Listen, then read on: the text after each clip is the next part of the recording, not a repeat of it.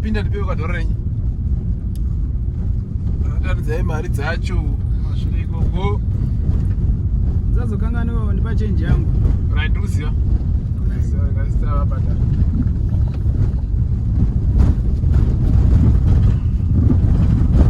Mabona.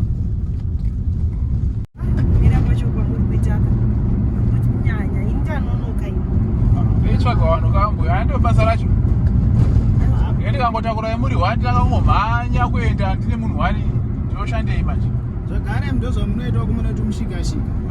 Mudi kuona vanhu nyangwe moto yenyu yakazara zvakaita sei. Ndo basa ratotogezera kubva kumba iri ruka kutsvaka mari. Zvose manje tichishanda nenguva manje. Aiwa nguva kaka makadi kuita nesu. Iko zviro zvitakwira panapa 6 o'clock. Aiwa maine makaita nesuro kana chama. Chinoenda kubasa. Aiwa pamusaite rafu kana. Kana makaita nesuro because andikashandi nemunhu wari kukwira vanhu vari ndoende kofiyo yacho ndodira ne. Aiwa bamini kana makuti singade vakaenda nezuro kuti ava inenge yatovara yafa ndivaziva hangu but rafu inenge yatorafu yamakuita. Uri kusvika kuko pakabana. Aiwa ndikubvira kumarket square. Market? Market square. Saka inoona kusara parodi kana ndokusiya apa. Mondisiya pamberi. Alright. Panomirika. Alright. Ngatimire pana. Yes.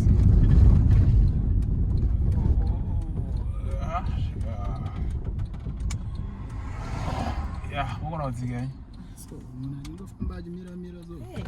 Saka muda kuti vandipudze here. Inonzi dai matomboisa phone mubhegi mu. Dzora choroneka kunetsa karoita kuvhura deroro. Isai phone mubhegi muone kunyatsovhura. Kunetsa kwaraita zvotoda kuti. Unoda kuita seiko?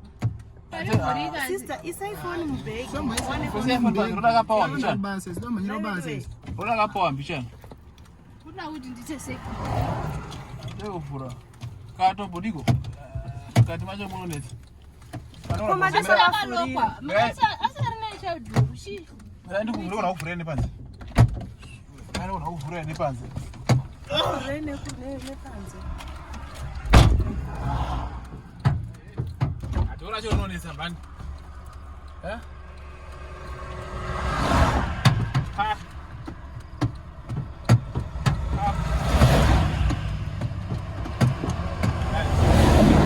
Ndozonetsera tumushikashika ukira mushikashika. Unonetsa kuvhura sei? Shapinda tiende kusha. Pakatolipa. Mawinero kumana kumashure. Matora chine chi? Pane tuma phone ne wallet rapa. Nechi? Mune mari. Mune mari ka? Mune mari. Mune mari. Mdani yakuzopusa kwa Harare. Anotopusa muHarare. Aiwa, tadlapa wakubona. Adlapa kumana atiro ipasi. Atibai. Ndikoma mama kunonoka kakuvhura tomukoma mama. Ndakaisa sisi chaidloka kuti asavhura mukati. Ndakutya akazona musina phone mubhegi mai. Akubana. Asi time. At least a win. Time rakasha. At least a win.